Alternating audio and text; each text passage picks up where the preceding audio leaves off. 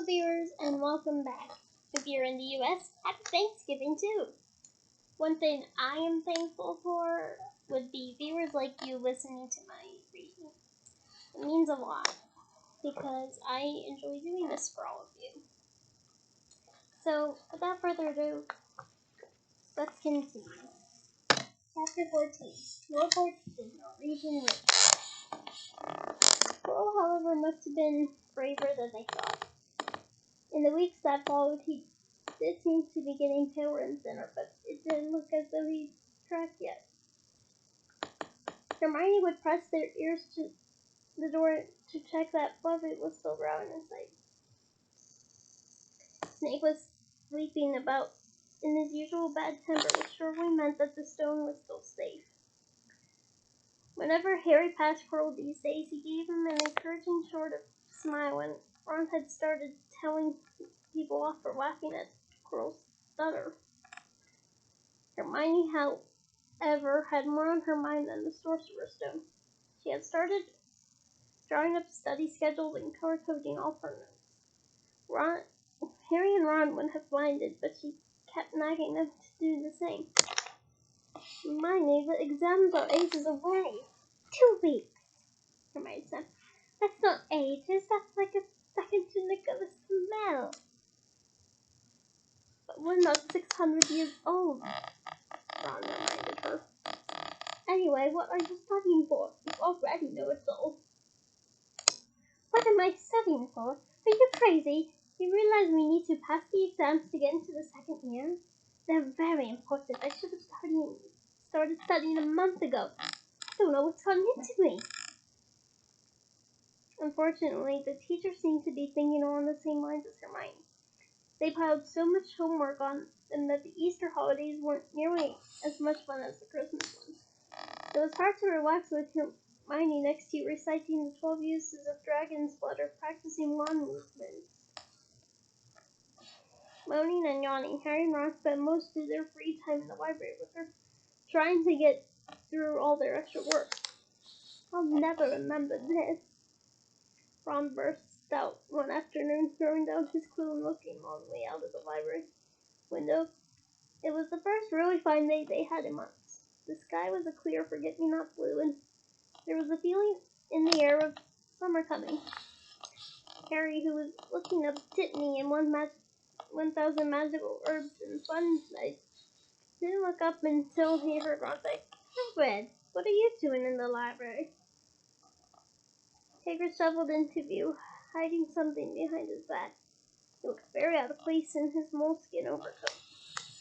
Just open, he said in a shifty voice that got their interest at once. And what are you up to? He suddenly looked suspicious. You're not still looking for Nicholas Flamel, are you? Oh, we found out who he is ages ago, said Ron impressively. And we know what that dog's garden. It's a source of... Hagrid looked around quickly to see if anyone was listening. Don't go shouting about it. What's the matter with you? There are a few things I wanted to ask you as a matter of fact, said Harry, about what's carved in the stone apart from Stuffy.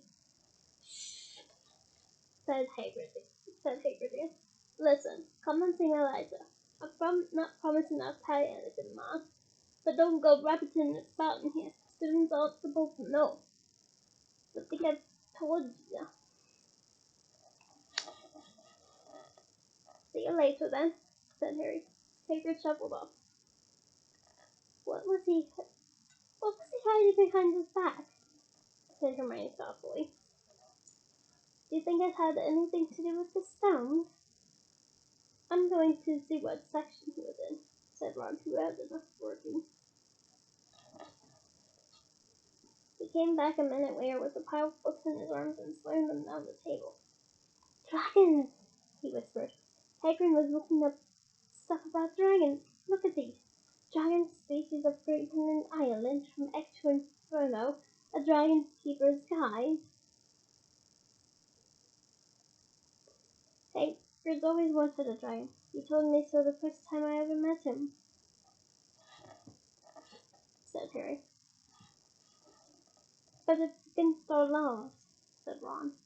Dragon beating was outlawed by the Warlocks Convention of 1709. Everyone knows that.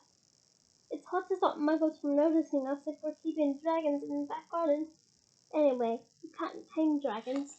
It's dangerous. You should see the bunch Charlie sculled up of wild ones in Romania.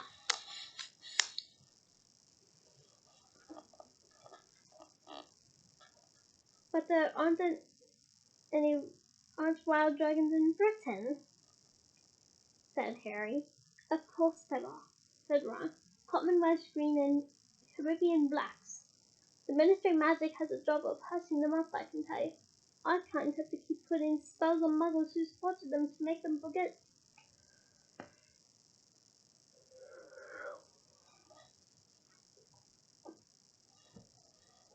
Harry. So what on earth is Hagrid up to? Said Hermione. When they knocked on the door of the gamekeeper's cut an hour later, they were surprised to see that all the curtains were closed. Hagrid called, "Who is it?" before he let them in, and then shut the door quickly behind him. It was stifling hot inside. Even though it was such a warm day, there was a blazing fire in the grate. Hagrid made them a cup of tea and offered them stoat sandwiches, which they refused.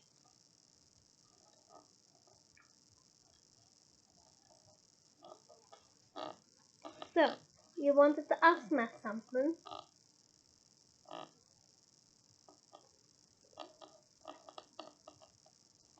Yes, said Harry.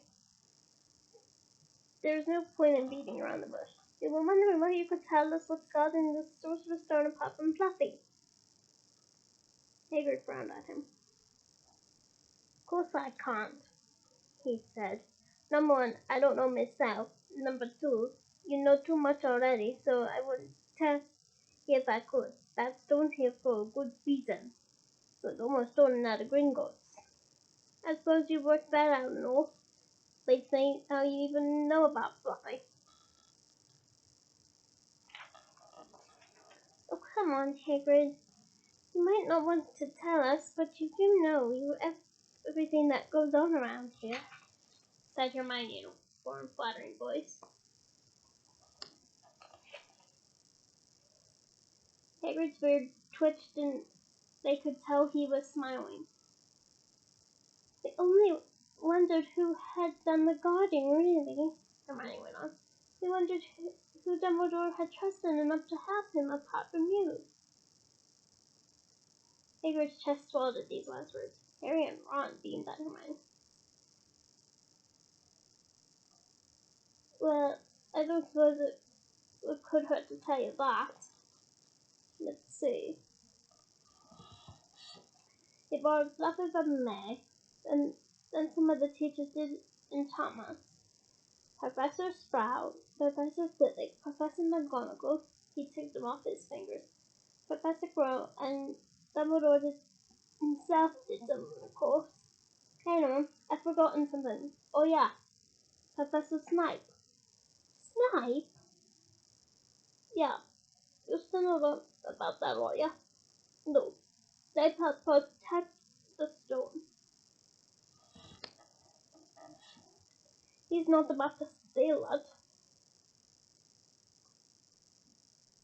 Harry knew Ron and Hermione were thinking the same as he was. If Snape had been on in protecting the stone, it must have been easy to find out how the other teachers had guarded it. He probably knew everything, except it seemed Quirrell's spell and how to get past Fluffy.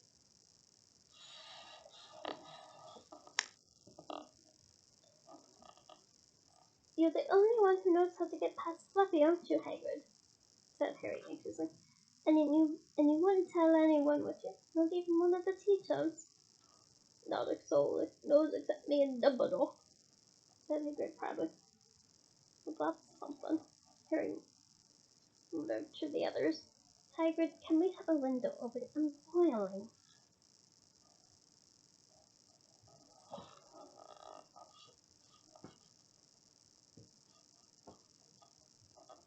Can't, Harry. Sorry, said Hagrid. Harry noticed him glance at the fire. Harry looked at it too.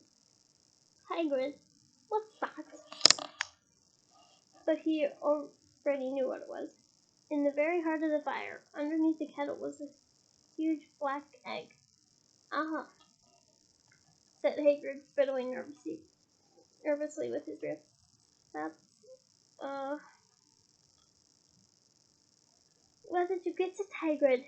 Said Ron, crouching over for the fire to get a closer look at the egg. It must have cost you a fortune. Won it? Said Hagrid. Last night I was down in the village having a few drinks and got in a game of cards with a stranger. I think he was quite glad to get rid of it, to be honest.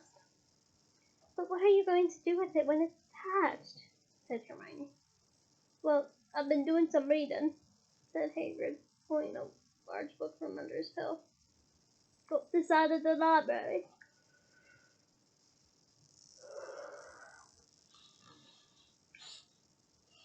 Dragon breeding for pleasure and profit. It's a bit out of date, of course, but it's all in here. Keep the egg in the fire, because others breed on them, and see when it hatches. Feed it on a bucket of brandy mixed with chicken blood every half hour. And see here, have to recognize different eggs. What I got there is a Norwegian Ridfax. They're rare then. He was very pleased with himself, but Hermione didn't. Hagrid, you live in a wooden house, she said, but Hagrid wasn't listening. He was humming merrily as he stoked the fire. So now they had something else to worry about. What might happen to Hagrid if anyone found out what he was hiding in a legal dragon in his hut?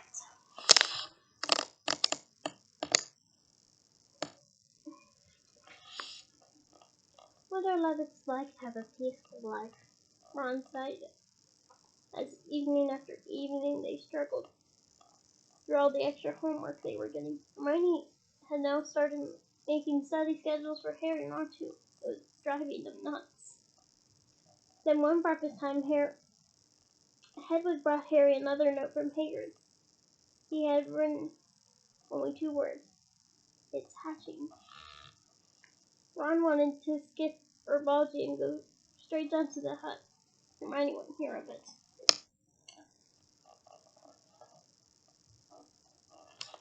Hermione, how many times in our lives are we going to see a dragon hatching? We've got lessons, we'll get into trouble, and that's nothing to what Hagrid's going to be when someone finds out what he's doing. Shut up, Harry whispered. Malfoy was only a few feet away, and he had stopped dead to listen. How much had he heard? Harry didn't like the look on Malfoy's face at all. Ron and Hermione argued all the way down to herbology, and in the end Hermione agreed to run down to Hagrid's with the other 2 during morning break. When the bell sounded from the castle at the end of their lesson, the 3 of them dropped their trowels at once and hurried through the grounds to the edge of the forest. Hagrid greeting them, looking flushed and excited. It's nearly out, he ushered them inside. The egg was laid on the table. There were deep cracks in it. Something was moving inside. A funny clicking noise was coming from it. Okay, I'll try my best to do a clicking noise.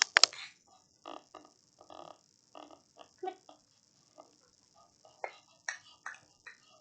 Close enough.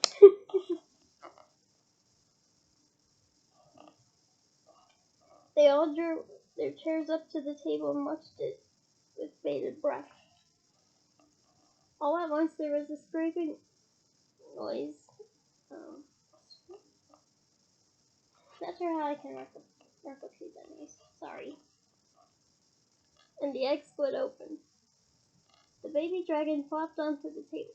It wasn't exactly pretty. Harry thought it looked like a crumpled black umbrella. Its spiny wings were huge compared to its skinny jet body. It had a long snout with wide nostrils, the stubs and horns and bulging orange eyes. It sneezed. A couple of sparks flew out of its snout. Isn't he beautiful? Hagrid murmured. He reached out a hand to stroke the dragon's head. He snapped at his fingers, showing pointed fangs. Bless him, look, he knows his mummy. Hagrid, said Hermione, how fast do Norwegian Ridgebacks grow exactly? Hagrid was about to answer when the cover suddenly drained from his face. He leapt to his feet and ran to the window. What's the matter? Someone was looking through the gap in the curtain. It's a kid. He's running back up to the school. Harry bolted the door and looked out. Even at a distance, there was no mistaking him. Malfoy had seen the dragon. Something about the working on Malfoy's face during the next week made Harry, Ron, and Hermione very nervous. They spent most of their free time in Hagrid's dark hut trying to reason with him. Just let him go, Harry urged. Set him free. I can't, said Hagrid. He's too little. He'd die.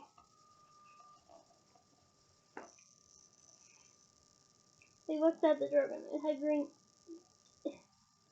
had grown 3 times in length in just a week. Smoke kept furrowing out of its nostrils. Hagrid hadn't been doing his gamekeeping duties because the dragon was keeping him so busy. There were empty brandy bottles and chicken feathers all over the floor. I've decided to call him Norbert, said Hagrid, looking at the dragon with misty eyes. He really knows me now. What? Norbert, where's Mummy? He's lost his marbles, Ron muttered in Harry's ear. Hagrid, said Harry loudly, give it 2 weeks and Norbert's going to be as long as your house. Malfoy could go to Dumbledore at any moment. Hagrid bit his lip. I know I can't keep him forever, but I can't just stop him. I can't. Harry suddenly turned to Ron. Charlie, he said. You're losing it too, said Ron. I'm Ron, remember? No, Charlie, your brother Charlie, in Romania, studying dragons. We could send Norbert to him. Charlie can take care of him and then put him back in the wild. Brilliant, said Ron. How about it, Hagrid? And in the end, Hagrid agreed that they could send him out to Charlie Baskin. The following week dragged by. Wednesday night found Hermione and Harry sitting alone in the common room. Long after everyone else had gone to bed, the clock on the wall had just chimed midnight when the portrait hole burst open. Ron appeared out of nowhere as he pulled off Harry's invisibility cloak. He had been down at Hagrid's hut helping him feed Norbert, who was now eating dead rats by the crate.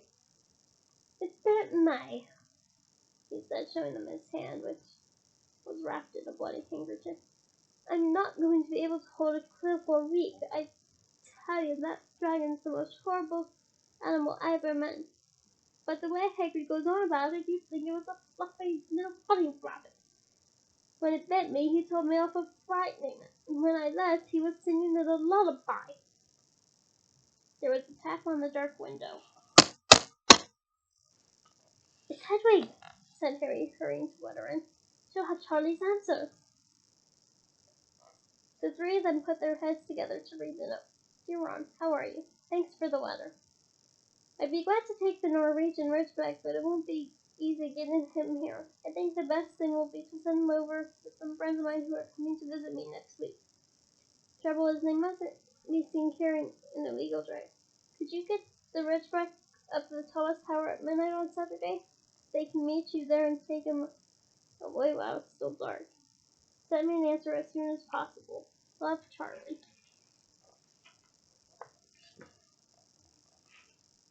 They looked at one another. We've got the invisibility cloak, said Harry. It shouldn't be too difficult. I think the cloak's big enough to cover 2 of us and Norbert.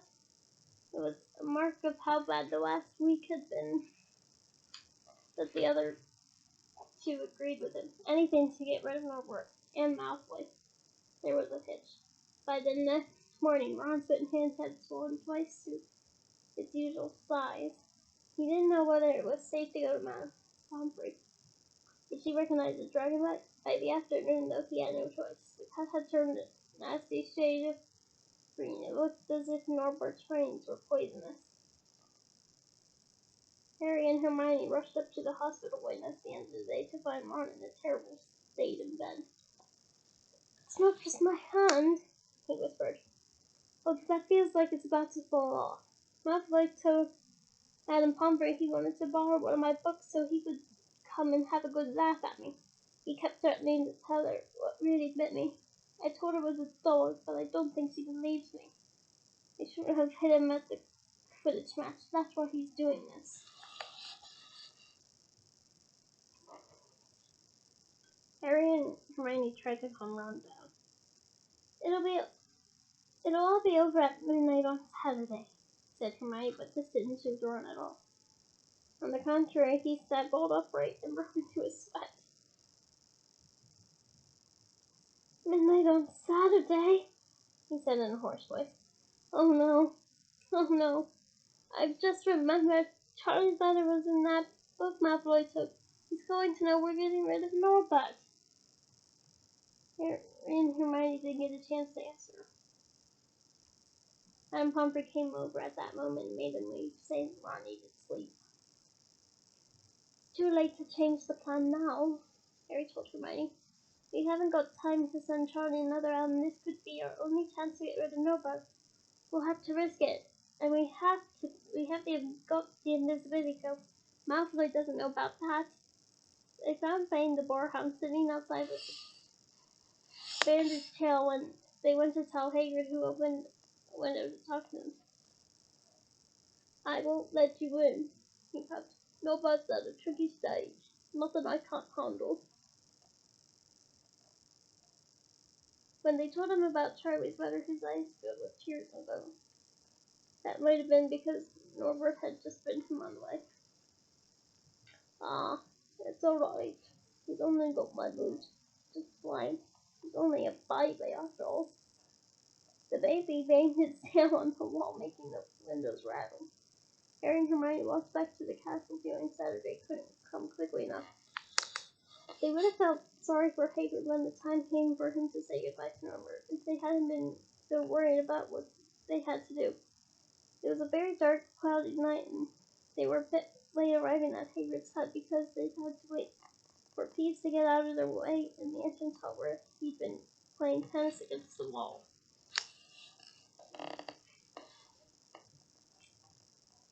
Hagrid had Norbert packed and ready in a large crate.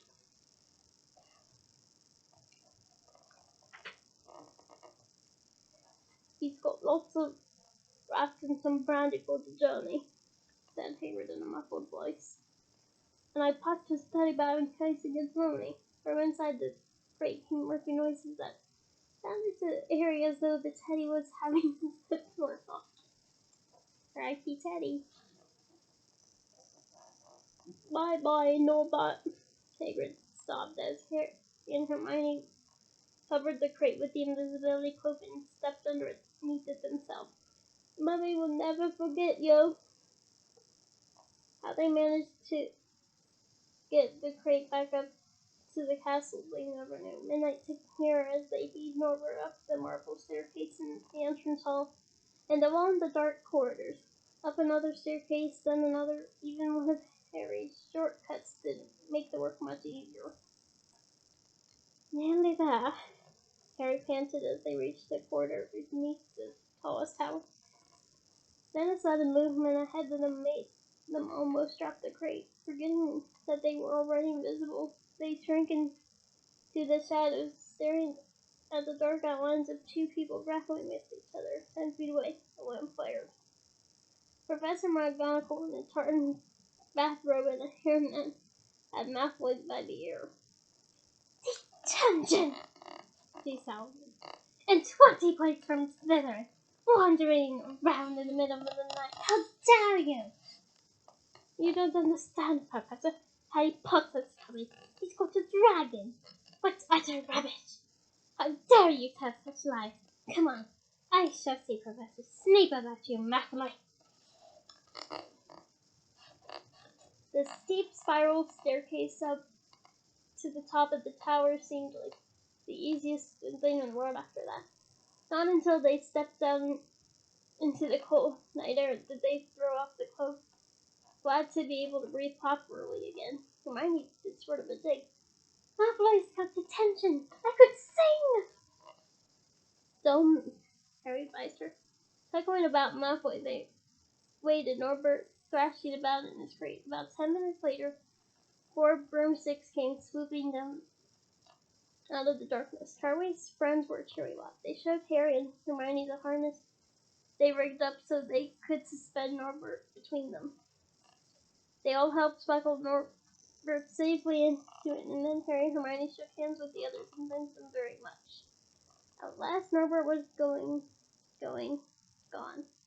They slipped back down the spiral cases, their hearts as light as their hands. Now that Norbert was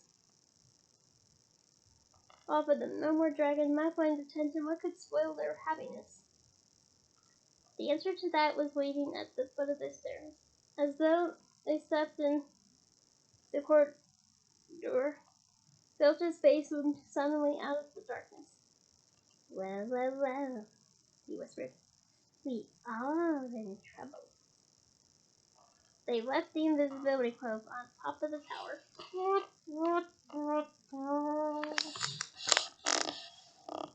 And that concludes chapter 14. Join me next week for chapter 15. Goodbye, and again, if you're in the US, happy Thanksgiving!